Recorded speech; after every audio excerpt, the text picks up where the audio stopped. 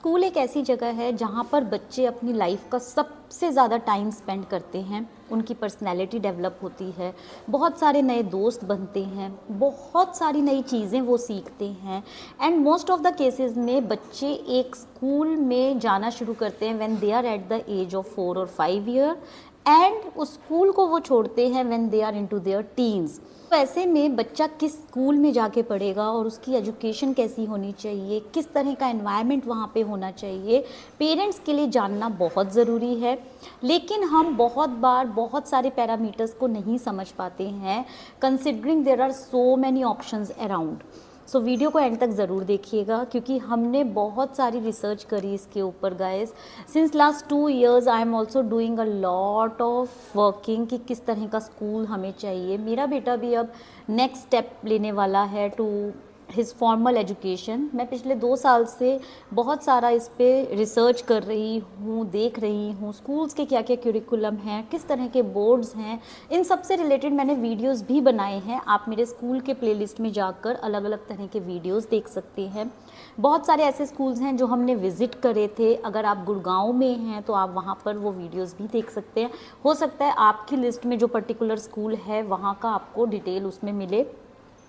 किस तरह के बोर्ड्स हमें फॉलो करने हैं उससे रिलेटेड मैंने वीडियो बनाया था, लेकिन मैंने ये वीडियो अभी तक शेयर नहीं किया है जहाँ पे मैं आप लोगों के साथ शेयर करूँगी कि स्कूल के एडमिशन से पहले हमें किन बातों का ध्यान रखना बहुत ज़्यादा ज़रूरी है, किन चीज़ों पर चेक रखना ज़रूरी है।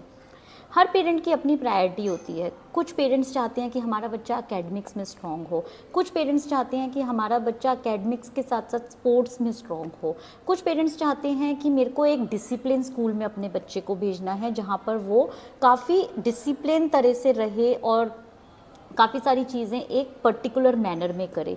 कुछ पेरेंट्स चाहते हैं कि हमारा बच्चा जो है बहुत ही इजी गोइंग स्कूल में पढ़े, हम उसे बहुत ज़्यादा किसी भी चीज़ का बर्डन नहीं देना चाहते। So every parent has their own parameters based on their kids requirement. So इस वीडियो में मैं आपके साथ शेयर करूँगी कुछ पैरामीटर्स जो मैंने नोटिस करे that we all should consider that. इसमें से आपको जो भी पैरामीटर लगते हैं कि आपको चेक करने चाहिए, प्लीज़ गो थ्रू दैट। ये पूरी लिस्ट जो मैंने बनाई है that is based on my personal checkout that what we have to look when we are finding a particular school for our kid. These are the basic parameters जो मुझे लगता है कि हर पेरेंट को ये चेक रखना बहुत ज़रूरी है क्योंकि स्कूल की फाउंडेशन सही होना बहुत ज़्यादा ज़रूरी है गाइज। और सही होने के साथ साथ आपके काफ़ी सारे पैरामीटर्स हैं जो चेक होना भी बहुत ज़्यादा इक्वली इम्पॉर्टेंट है। सो वीडियो को स्टार्ट करते हैं। थोड़ा सा लेंथी वीडियो ज़रूर होगा but I am sure this is going to help you a lot in your school searching journey. तो इसको एंड तक ज़रूर देखिएगा और ज़्यादा से ज़्यादा पेरेंट्स के साथ पेरेंटिंग कम्युनिटी में शेयर कीजिएगा so that we can help every parent out there. So let's get started. सबसे पहले स्टार्ट करते हैं बेसिक से, एकेडमिक्स एंड क्यूरिकुलम। आपके लिए आज के टाइम में ये जानना बहुत ज़रूरी है कि स्कूल कौन सा क्यूरिकुलम फॉलो करता है, कौन सा बोर्ड फॉलो करता है। सीबीएसई है, आईसीएसई है, आईबी बोर्ड है या फिर वो मोंटेसरी या वर्ल्ड ऑफ एजुकेशन का सिस्टम फॉलो कर रहे हैं।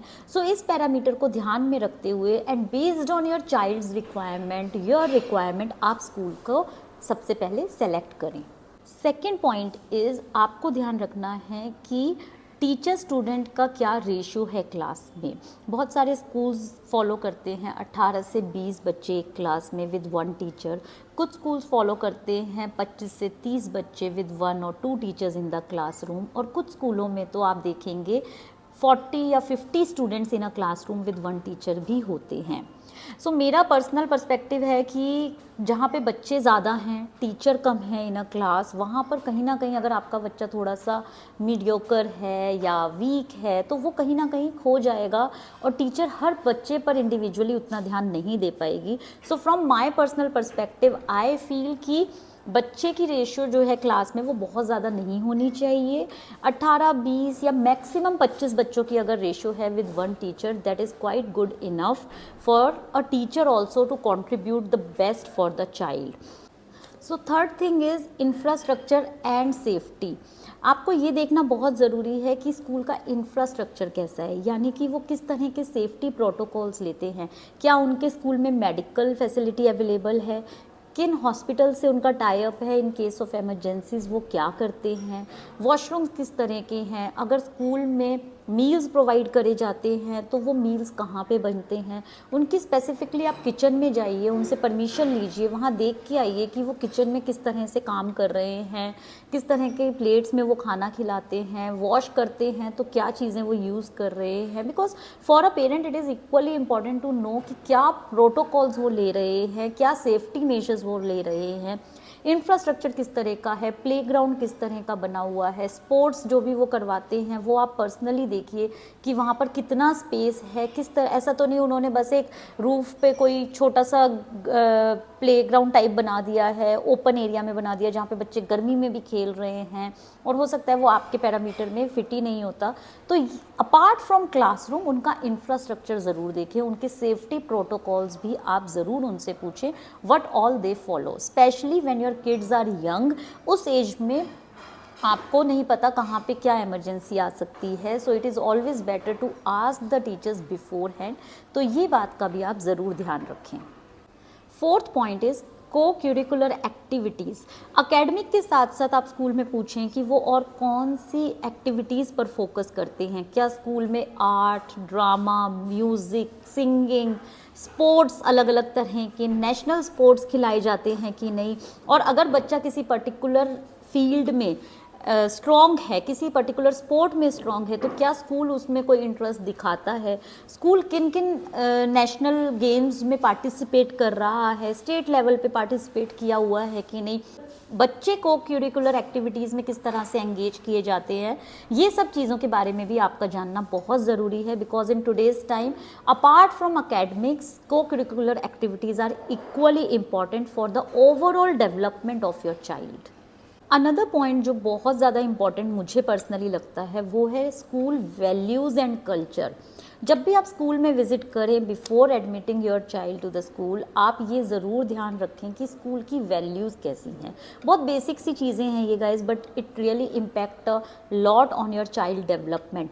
टीचर्स आपस में किस तरह से बात करती हैं, बच्चों के साथ किस तरह से बिहेव किया जा रहा है। आप कोशिश करें कि जिस टाइम पे स्कूल चल रहा है, बच्चे हैं वहाँ पे, उस टाइम पर आप विज़िट करें, so that you will get a more idea कि वहाँ बच्चे किस तरह से आपस में बात करते हैं। आपको उनकी इंटरेक्शन से समझ में आएगा कि कितना रिस्पेक्टफुल वे है, क्या वैल्यूज़ बच्चों को सिखाई जा रही हैं वहाँ पर, स्कूल डिसिप्लिन है या नहीं है, बच्चे अगर कुछ गलत चीज़ कर रहे हैं तो उसको हैंडल किस तरह से किया जा रहा है, टीचर्स आपस में जो बात कर रहे हैं क्या वो फ्रेंडली वे है या फिर वो आपस में ही एग्रेशन में रहते हैं। तो बच्चे जो देखते हैं, जो सुनते हैं, वही सीखते हैं। सो स्कूल की वाइब्स, स्कूल का कल्चर, स्कूल की वैल्यूज़ भी बहुत मैटर करता है। Because kids are going to spend almost 6 to 8 hours every single day in a school. तो ये चीज़ को भी आप ज़रूर कंसिडर करें। देन लोकेशन एंड कम्यूट, जो कि बहुत इंपॉर्टेंट हो गया है in today's fast pace time, जहाँ पर पेरेंट्स भी वर्किंग हैं। आपके बच्चे अगर छोटे हैं तो किसी भी इमरजेंसी के टाइम पे आपको इमीडिएटली उनको लेने के लिए जाना पड़ सकता है। तो स्कूल जितना पास रहेगा घर के उतना ही ज़्यादा बेटर रहेगा फॉर अ किड ऑल्सो, क्योंकि बच्चे ज़्यादा टाइम अपना, अगर दूर स्कूल है तो बस में ही स्पेंड करेंगे, 1 से 2 घंटे बेचारे बस में आ रहे हैं या किसी और ट्रांसपोर्ट के थ्रू आ रहे हैं, एंड वो थक जाते हैं and then they come and sleep, और उसी में उनका पूरा दिन चला जाता है। स्कूल अगर घर के पास रहेगा तो बच्चे को भी टाइम मिलेगा कुछ और एक्टिविटीज़ में अपने आप को एंगेज करने का। बच्चा आराम से घर आएगा, घर आके अच्छी नैप लेगा, उसके बाद आप चाहें तो बच्चे को किसी और एक्टिविटी में, किसी और स्पोर्ट्स में एंगेज करवा सकते हैं। So kid will also stay fresh during the day. तो आप कोशिश करें कि स्कूल की जो लोकेशन है वो घर से जितनी पास रहेगी उतना एज अ पेरेंट आपके लिए भी ईजी है and for kid also. Next है पेरेंटल इन्वॉल्वमेंट एंड कम्युनिकेशन। बहुत सारे स्कूल्स आजकल फॉलो करते हैं जहाँ पर पेरेंट्स को इन्वॉल्व किया जाता है। बहुत सारे स्कूल्स तो ऐसे भी हैं गाइस जहाँ पर पेरेंट्स को एज अ गेस्ट बुलाया जाता है, जहाँ वो अपने फीडबैक एक्सचेंज शेयर करते हैं, स्कूल किस तरह से ग्रूम कर सकता है वो पॉइंट्स बताते हैं। एक ओपन फोरम प्लेटफॉर्म पे पेरेंट्स अपने फीडबैक देते हैं, एक दूसरे से बात करते हैं। ये सारी चीज़ें आजकल बहुत ज़्यादा ओपन हो गई हैं so that school will also learn and grow together. तो ये एक टीम वर्क की तरह काम करता है। तो आप ये चीज़ भी देखिए कि पेरेंट्स का वहाँ पर कितना इन्वॉल्वमेंट है। How do they commute through newsletter, through apps, through any sessions which they will conduct quarterly और ट्वाइस इन अ ईयर। क्या चीज़ें वो, क्या पैरामीटर्स वो फॉलो करते हैं जिससे पेरेंट्स भी अपना एक रोल प्ले कर सके in the school. Last but most important factor to consider for every parent, fee structure and transparency. अगर आप अपने बच्चे के लिए स्कूल देख रहे हैं तो डेफिनेटली आप फ़ी स्ट्रक्चर उसका पूछेंगे, लेकिन आपको सिर्फ एक पर्टिकुलर क्लास के लिए फ़ी स्ट्रक्चर नहीं पूछना है। आपको जानना है कि अगले 5 साल अगर आप मिनिमम अपने बच्चे को स्कूल में रखते हैं तो वहाँ का फ़ी स्ट्रक्चर किस तरह से बढ़ रहा है। ऐसा तो नहीं वो रैंडम कभी 5% की हाइक बढ़ा देते हैं फॉर द नेक्स्ट सेशन, फिर 15% की कभी उन्होंने हाइक कर दी, या फिर वहाँ पे कुछ ऐसे हिडन कॉस्ट हैं जो आपको पता ही नहीं चलते। तो आप पेरेंट्स से बात कीजिए या स्कूल में आप ओपनली उनसे पूछिए when you are visiting to their school that what is their fee structure and ask them about transparently कि आप हमें बताइए कि नेक्स्ट 5 ईयर्स और 6 ईयर के प्लान में आपने किस तरह से फी स्ट्रक्चर फॉलो करे हैं in past previous years. So fee structure आपके बजट में आना बहुत इंपॉर्टेंट है to avoid any financial burden जब बच्चा बड़ी क्लासेस में जाएगा। सो कोई भी स्कूल परफेक्ट नहीं होगा गाइज। मैंने जितने भी आपको पैरामीटर्स बताए उसमें से आप सबसे पहले नोट करिए कि पहले 5 पैरामीटर्स कौन से हैं जिस पे आप बिल्कुल कॉम्प्रोमाइज़ नहीं करेंगे, and based on that find the right school and take the right decision for your child. आप स्कूल देखें, स्टाफ से बात करें, ओपन हाउस अटेंड करें और सबसे ज़रूरी अपने बच्चे से बात करें, क्योंकि जब आप अपने बच्चे से बात करेंगे आप उसका बिहेवियर समझेंगे, आप उसके एक्शंस को समझेंगे, आप समझ पाएंगे कि उसको किस चीज़ में ज़्यादा इंटरेस्ट है और वो आपको हेल्प करेगा एक पर्टिकुलर स्कूल चूज़ करने में which will be right fit for your child. बच्चे का कंफर्ट, बच्चे की सेफ्टी एंड बच्चे का खुश रहना ज़्यादा इंपॉर्टेंट है, because if a child is happy while going to school वो ऑटोमेटिकली सब कुछ अपने आप एक फ्लो में सीखना शुरू कर देंगे। सो पेरेंट्स का बहुत इंपॉर्टेंट रोल है गाइज एक अच्छा स्कूल सेलेक्ट करने में। थोड़ा सा टाइम दीजिए, इन पैरामीटर्स को देखिए, स्कूल को चूज़ करिए एंड देन डिसाइड कि आपको कौन सा स्कूल अपने बच्चे के लिए फाइनली प्लान करना है। आई होप ये वीडियो आपको हेल्प करेगा आपके बच्चे के लिए बेस्ट स्कूल सेलेक्ट करने में। इस वीडियो को ज़्यादा से ज़्यादा पेरेंटिंग कम्युनिटी में शेयर कीजिए, उन पेरेंट्स के साथ शेयर कीजिए जो अपने बच्चे के लिए स्कूल सर्च कर रहे हैं, so that we can help every parent around. फिर मिलूंगी आपसे, till then please take good care and have a great time. Bye bye.